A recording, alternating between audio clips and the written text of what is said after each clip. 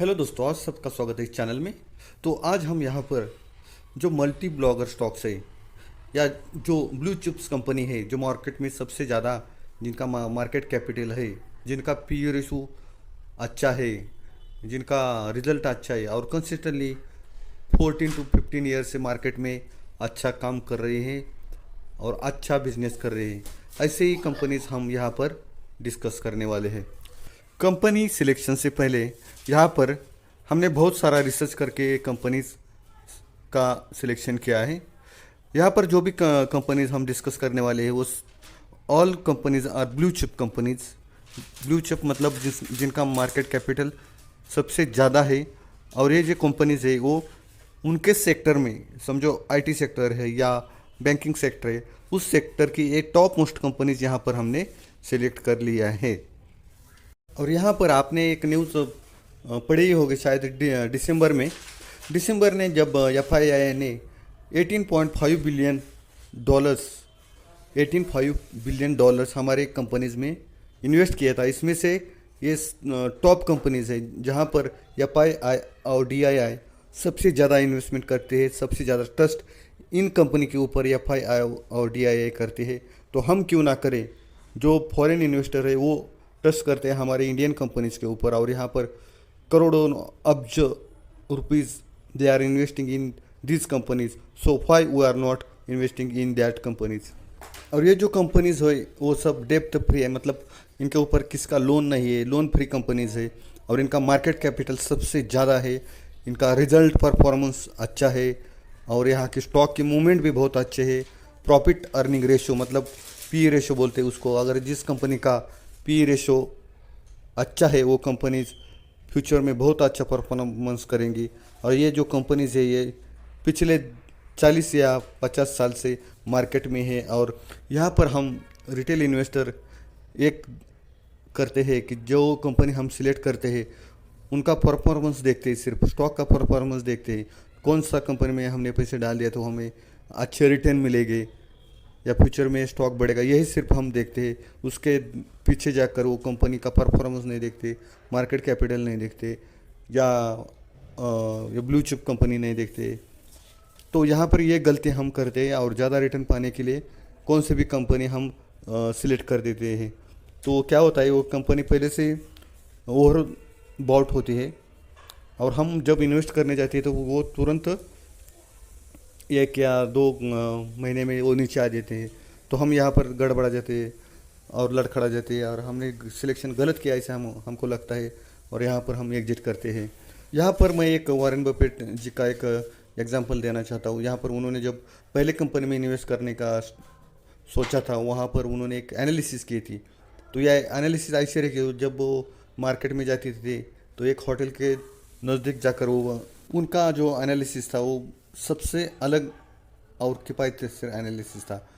वो जब मार्केट में गए थे तो वो कभी भी उनको कोका कोला बॉटल का एक कैप मिलता था, वो घर लेकर आते थे, और ऐसे उन्होंने ऐसे कैप सब एक जमा करके रखे थे। जब उनको ऐसा एहसास हुआ कि ये सबसे ज़्यादा बिकने वाला मार्केट में प्रोडक्ट है, और ये प्रोडक्ट कभी भी फ्यूचर में बंद नहीं हो पाएगा, और यहाँ लोगों की भी डिमांड इसके ऊपर ज़्यादा रहेगी, तो उन्होंने यहाँ पर इस कोका कोला कंपनी के ऊपर ट्रस्ट दिखाया, और यहाँ पर उन्होंने पहले जो इन्वेस्टमेंट की थी वो कोका कोला कंपनी में की थी, और यहाँ से ही उनके लाइफ में टर्निंग पॉइंट बन गई ये कंपनी। तो ऐसे हम यहाँ पर जो करने वाले वो market capital, result analysis, P ratio and blue chip company, ये सब हम यहाँ पर देखने वाले हैं। तो चलो देखते हैं पहली कंपनी कौन सी है यहाँ पर। अगर हमने ब्लू चिप कंपनीज इंडियन से ऐसा सर्च किया तो यहाँ पर 100 या 200 कंपनीज आपको दिखाई देंगे, लेकिन ये सब ब्लू चिप कंपनी में हम इन्वेस्ट नहीं करेंगे।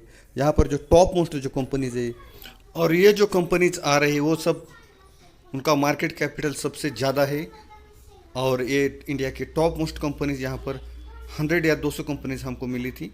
इसमें से सबसे ज़्यादा परफॉर्मेंस जिनका अच्छा है या मार्केट कैपिटल जिनका अच्छा है वो सिर्फ हमने यहाँ पर कंपनी सिलेक्ट किया है। तो ये सब कंपनीज यहाँ पर जैसे कि Reliance, TCS, HDFC bank, Infosys, Hindustan Unilever limited, HDFC, ICICI bank, Kotak Mahindra bank, SBI और बजाज फाइनेंस, ये टॉप 10 कंपनीज यहाँ पर आपको दिख रहे हैं। लेकिन ये सब कंपनी में हम इन्वेस्ट नहीं करेंगे। इसमें से हम जो भी सिलेक्टेड कंपनीज है जिनका मार्केट कैपिटल सबसे ज़्यादा है और ये ओवरबॉट कंपनी नहीं है। तो यहाँ पर as per the market capitalisation जो पहला जो शेयर निकल के आ रहा है वो HDFC मतलब हाउसिंग डेवलपमेंट फाइनेंशियल कॉरपोरेशन, जिसका मार्केट कैपिटल है 4,46,000 और अर्निंग पर शेयर है 97। मतलब अर्निंग पर शेयर जो इनका रहता है एनुअली वो कैलकुलेट किया जाता है, वो 97 है। और प्राइस ऐसे अर्निंग रेशियो पी रेशियो 25 है। पी रेशियो जिस कंपनी का कम रहता है मतलब नियर टू 20 रहता है, वो कंपनी फ्यूचर के लिए और इन्वेस्टमेंट के लिए अच्छी समझी जाती है। यहाँ पर HDFC का अर्निंग पर शेयर 97 है और पी रेशियो जो कहते हैं वो पी रेशियो है 25। तो इस कंपनी में हम फ्यूचर के लिए इन्वेस्ट करते हैं तो अच्छा हमें रिटर्न मिल सकता है। तो आप यहाँ पर इस कंपनी में इन्वेस्ट कर सकते हैं। और यहाँ पर अगर मार्केट गिर भी गया तो यहाँ पर इतना कोई लॉस होने के चांसेस ज़्यादा नहीं रहते।